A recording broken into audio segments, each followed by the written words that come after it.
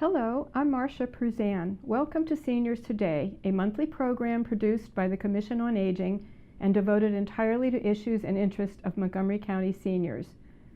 This month, we meet the recipients of this year's Neal Potter Path of Achievement Awards. But first, the Charles E. Smith Life Communities has established the ElderSafe Center, the first program of its kind in the Washington, D.C. metropolitan area. Here to talk about the program is the director of ElderSafe, Tovah Kasdin. Thank you so much for joining us. Thank you so much for having me today. Tell us, what is ElderSafe? ElderSafe Center was established in 2014, and we're the region's response to be able to attend to older and vulnerable adults who are abused and neglected in our region. We do that through client services, education, and advocacy to make sure that we're raising awareness to this very often underreported issue. And why was the program started? The program was started and actually modeled after the Hebrew Homes program in Riverdale, New York. And the idea is that older adults who are abused and neglected are not necessarily the best fit for established community-based shelters because they may have healthcare and cognitive needs that are best addressed within a setting that tends to older adults, like a long-term care community like ours at Charles E. Smith Life Communities. So the idea is to bring abused seniors into the community and care for them with all the wraparound services that are needed. And what are your primary areas of focus in the services you provide? Our primary areas of focus are to make sure that we're healing the older adult in terms of their medical care, in terms of providing trauma-informed psychotherapy, and we've also created an innovative program to help older adults who are cognitively impaired but still have trauma, and so we offer trauma-informed yoga, music, and art to make sure that we're tending to the whole person. And if a person is safe to discharge, then we certainly do that in our community, and otherwise we are prepared to care for that individual on our campus long term. That's wonderful, because that's, I'm sure, an emerging and growing problem as the population is aging. We all know the population in this county and everywhere is aging. Most definitely. Yes, yes. So where do you get your referrals? Our referrals come from area-wide agencies. For example, Adult Protective Services is the primary referral source. So they may receive a call about an older or vulnerable adult who's being abused or neglected, yet has no safe place to stay because perhaps the only caregiver in their lives was the abuser. So we get many calls from Adult Protective Services, other social service agencies, other domestic violence programs, and we serve the whole metropolitan region, so all of Maryland, D.C., and Northern Virginia. So there's many referral sources. We prefer agency referrals, but if an individual calls us, we'll certainly help them and connect them to the services that are necessary.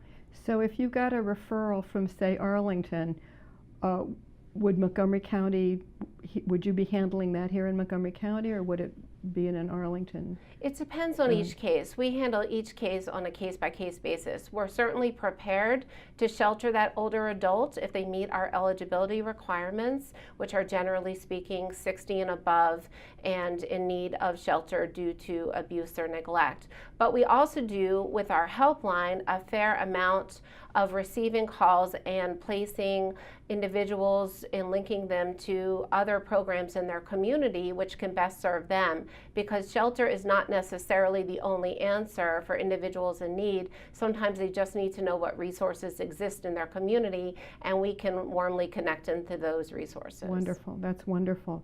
So we've just had recently John McCarthy, our state's attorney, on the program to talk about Elder Abuse Awareness Month, and talked about some of the signs of elder abuse. Is such an important topic that I think it would be important to remind our viewers, what are some of the signs of elder abuse? Elder abuse is a really complex problem, but there are definitely signs that friends, neighbors, caring family members can look out for. One of them is there a change in pattern? For example, did the older adult always go to lunch on Tuesdays with a group of friends at a community center or other setting, and all of a sudden that individual stops doing that? Or maybe they always had a hair appointment a certain day, and then they now say they don't have the funds to do that. Is there a change in their pattern? Are they more nervous or feeling isolated from the lives that they had before? These are some of the signs. Is there a new caregiver in their lives? Not necessarily a third party, but also a family member. Has someone moved in their home and now the older adult's pattern of living is different? Those are some of the signs you can look into to be able to assure that older adults aren't being left alone. We know that 1 in 10 older adults will be abused in their homes. So really the eyes and ears of this problem in the best response is the community. We have villages set up, we have many volunteers helping older adults. So the more we can get out there through our program and train these, what we consider everyone being a first responder, the more able we will be to identify changes in patterns in the older adults' lives. So that's a really important message for people to hear, that they need to be the on-the-ground first line of support for people who they're worried about.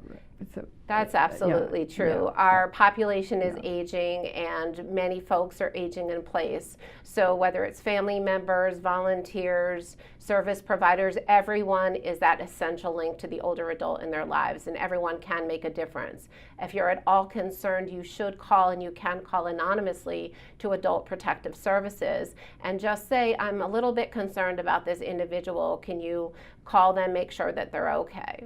So my next question was going to be, if I were concerned about somebody that I knew who I was worried that maybe they were being abused, what should I do? You should reach out to your local county's office. Here in Montgomery County, we have a robust response through our Adult Protective Services office. I think you're going to share the number at the end, but the 240-777-3000. We always say to the community, you don't have to be 100% sure, but if you have a good faith belief that an older adult is not being cared for or they're unable to care for themselves, you absolutely should reach out, and you can even do that anonymously.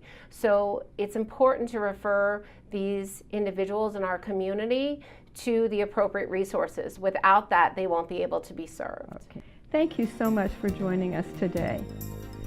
When we come back, we'll meet the winners of the Neal Potter Path of Achievement Awards.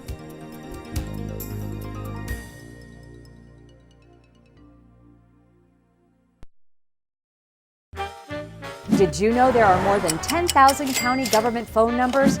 But there's only one number you need to remember for non-emergency calls: 311. MC311 is Montgomery County government's online telephone information system. Need information? Have a problem or complaint?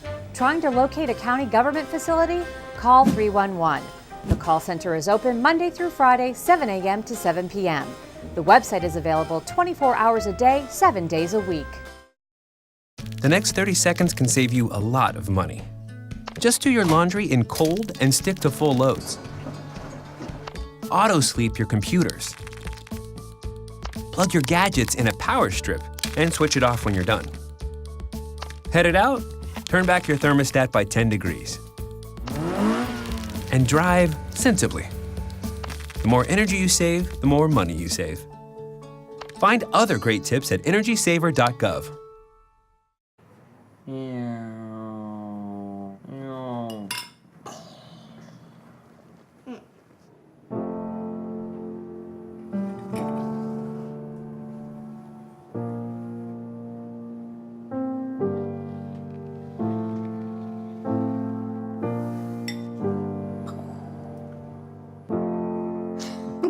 Visit aarp.org/caregiving for information on how to provide even better care for the person who wants to care of you.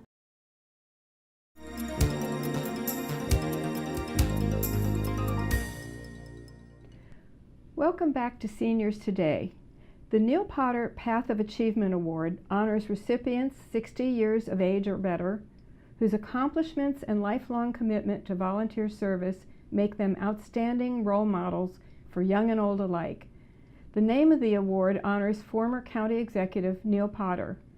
This year, 2 distinguished people were honored, And joining me in the studio is the first of these individuals, Chih-Hsiang Lee. Welcome to the program. Thank We're you happy for to have you here inviting me. today. What did you see that made you want to start the Chinese Cultural and Community Service Center? That's almost like 35 years ago.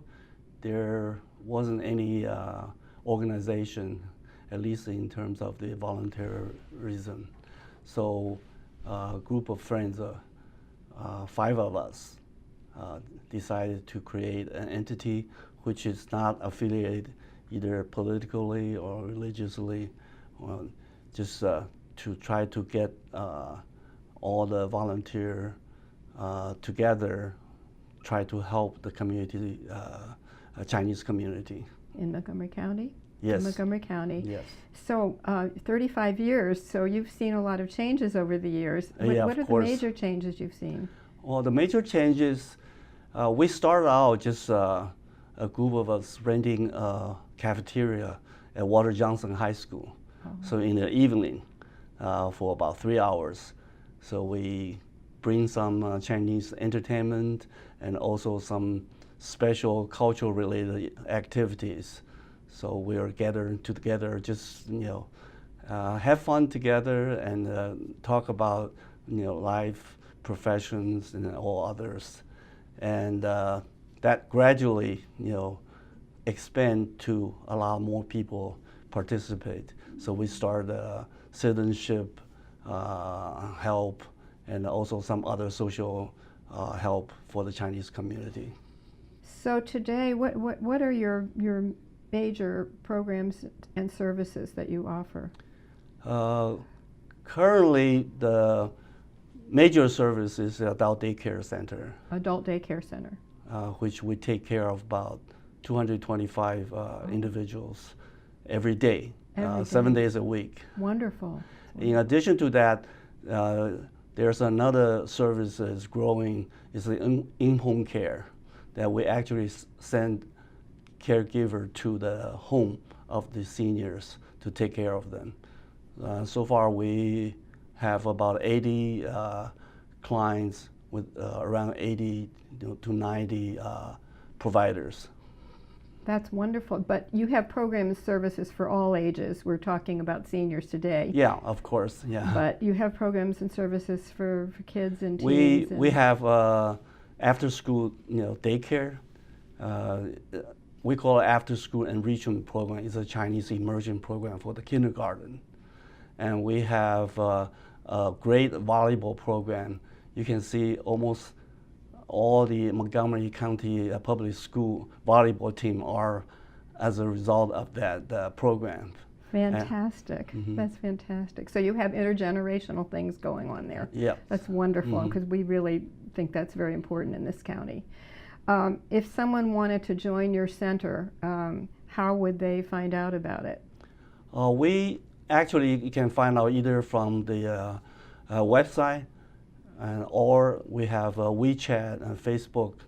We're all on all the social media, and we publish all the activities and also how to join the center. And so I understand the number to call, and we'll be posting that, but it's 301-820-7200 if people want more information. Thank you for being here to tell us about this today. And now, here is the video we made about Chih-Hsiang Lee from this year's award ceremony.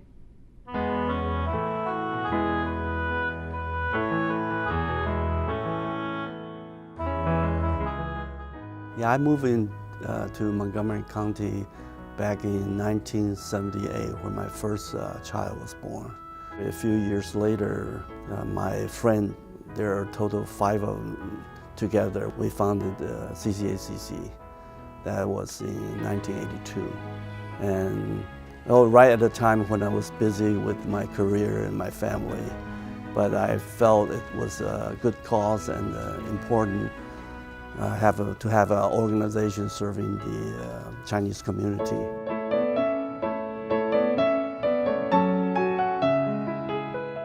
CCACC, one of the biggest assets really are our volunteer. We started as a grassroots we still is, even though now we have more than 100 employee paid staff, but the majority of the work towards the community is still done by volunteer. So we try to get people involved and expand the network of volunteerism, especially in Montgomery County. You can see the county has an environment really foster this volunteer network, because the county is probably the best place I've ever lived. I love this county and I want to give back to the county. Yeah.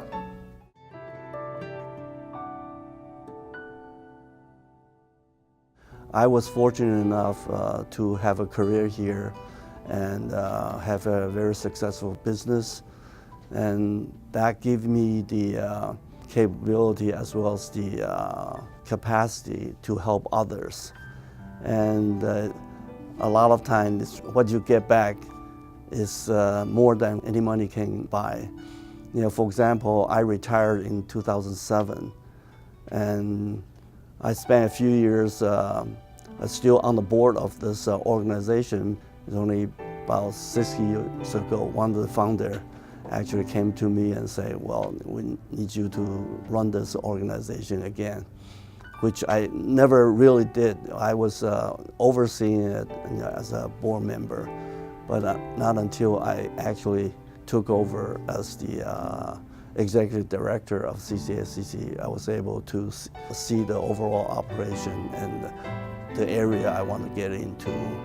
Sometimes when you get involved in the work, you don't realize until somebody tells you, oh, you have this operation and that operation. They see the overall work we have done and actually feed back to us and say, we are actually doing pretty good, but there's still a lot of more work to do.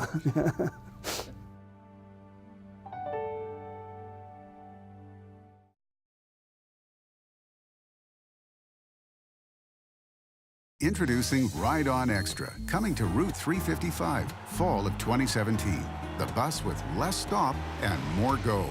Regular Ride On service has 80 stops between Lake Forest Transit Center and the Medical Center Metro Station. Ride On Extra has 85% fewer stops. Plus, Ride On Extra is all about the extras. Free Wi-Fi, USB charging ports, real-time info displays, and runs every 10 minutes. It's Ride On Extra. Less stop, more go.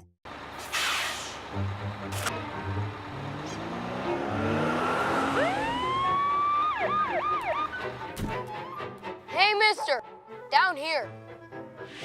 You illegally passed the stop school bus. I'm placing you in timeout, and this timeout means big fines, plus you really could have hurt somebody. That's why school buses are being equipped with video cameras to help kids like me stay safe, so respect the bus.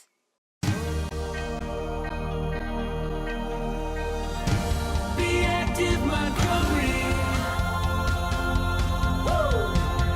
Be active, Montgomery. Be active, Montgomery.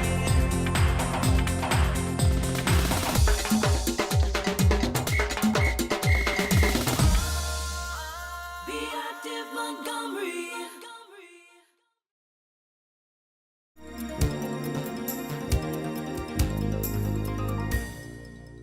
Welcome back to Seniors Today. I'm Marcia Pruzan. The other recipient of this year's Neal Potter Path of Achievement Awards is Sharon Duffin. Sharon, welcome to Seniors Today. Thank you for having me. So you were awarded for all the work you've done on tracing the history of the African American population here in Rockville. Is that correct? Yes. How did you first become interested in doing that? Well, I'm from Rockville, and I just feel that many people have a misperception of the county, that it's all white and all rich, and it's neither. And I thought that our history needed to be recorded and put where other people can see it. And you went back many, many years, and you and I have spoken. I know you found some interesting things about your grandparents and great-grandparents. Mm-hmm. How far back have you researched? I think we can safely say there were some born in the county before soon after around 1800. What did you find out about your family? In 1867, there was a petition.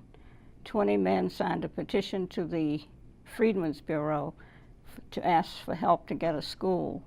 And this was 5 years before the state even sponsored education for its black population. I have, among those 20, I have 2 great-great-grandfathers. I thought that was interesting. That is very interesting. And there are other people in Rockville who have more than one ancestor on that list. Wow. And I found that my grandfather's grandmother's grandmother purchased an acre of land with a house for $25 in 1845. $25. That's pretty amazing. What are some other interesting findings that you've come across over the years?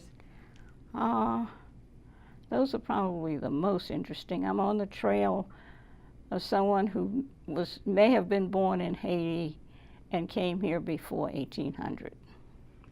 How about today? What do you see happening today that you've found out? Any surprises there? No, I keep finding new things. A list of this.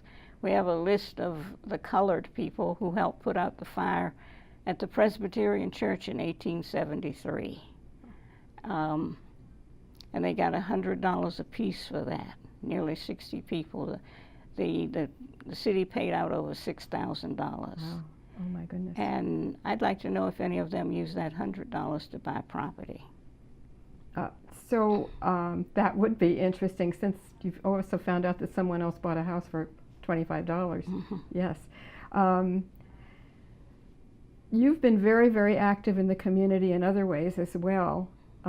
You've been involved in many volunteer activities over the years, I know, and volunteering is something that we in the county think is very, very important for every age, and particularly our seniors.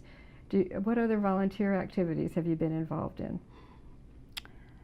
One year our that community center had money for neighborhood youth corps, and they didn't have a job, and I created a job for about 6 kids, and they were my research assistants for the summer. I organized a freedom school for the NAACP. I think that was 1979. And we asked William Gibbs to come and participate in that. And that was interesting because some 50 years before that, he had sued the Board of Education to get equal pay for the black teachers.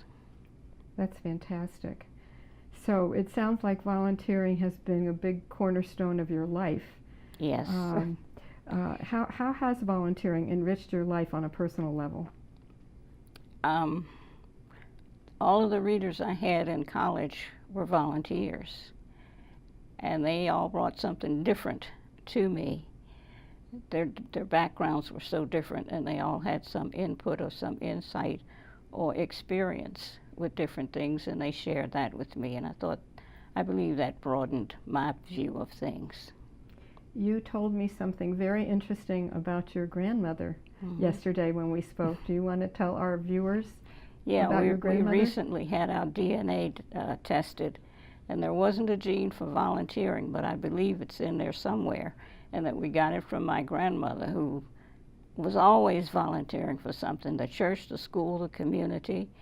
And I don't remember that she sat down and told us, this is what you do, but we were often dragged into her projects, and we knew that was what you did. And all of her children and down into the next generation have participated in activities like that in either the school, the church, or the community, or all. Well, obviously you do have that volunteer gene, and that's wonderful, and we thank you for that. And now, here is the video we made about Sharon Duffin from this year's awards ceremony.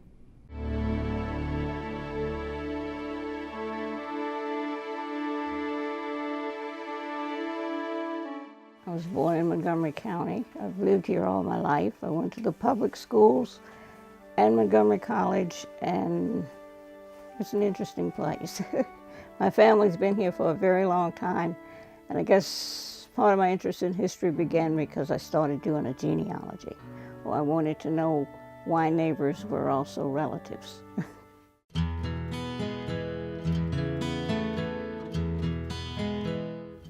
I'm, of course, not very mobile. I don't get out. I don't get to participate in a lot of things. But if I can do something that's useful and help somebody else, then I feel like I have a role. The church I attend had on the cover of the program, "Enter to worship, depart to serve." And I think I took that seriously. And I grew up watching folks in the grocery store say to neighbors, "Do you have a ride home?" So it was always a matter of giving when you can to those who need help. We didn't have the technology then that we have now. So I had live readers. And that's better because you can always discuss things from their point of view. And I had readers with many different backgrounds, and they all brought something to the task. And I think that broadened my horizons quite a bit. So I feel that it's important for me to volunteer.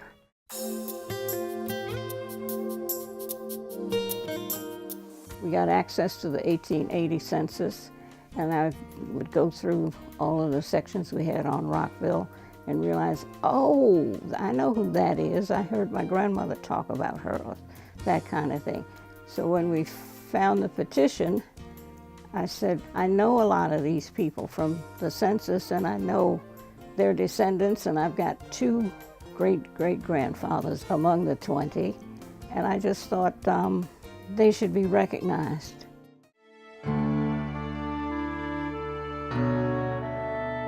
I wouldn't say I'm a perfectionist, but I believe in turning over every stone until you get to the truth. And, it seems like every time you find a piece of information, it raises several more questions, and we do what we can to find the answer. I think history is always more interesting when you can relate events to a place. It adds to your understanding and analysis if you can see the whole picture. Well, that's it for this month's Seniors Today. Don't forget that you can access a great deal of information about county services for seniors by going to the Montgomery County Senior website at montgomerycountymd.gov/seniors or call the Senior Resource Line at 240-777-3000.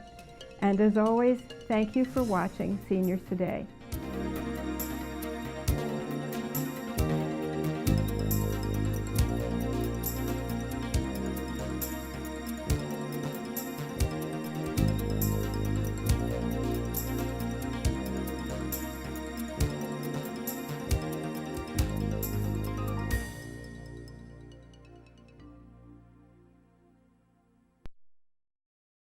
Spring and summer can bring dangerous weather. Are you prepared? Spring showers can give way to thunderstorms, which can bring lightning, strong winds, heavy rain, and sometimes hail. Take shelter until the storm is over. Heavy rains can cause floods. Never attempt to drive through a flooded area. Water can be deeper than it appears, and flash floods can occur with no warning. Hurricane season is June 1st through November 30th. Hurricanes can knock over trees, cause flooding, and property damage. Be prepared to evacuate to a safer location. A tornado warning means a tornado has been spotted in your area. Keep an eye out for a green sky, low clouds, or a sound like a train. Immediately take shelter away from windows and doors on the lowest floor of your building. Extreme heat can cause heat stroke or heat exhaustion.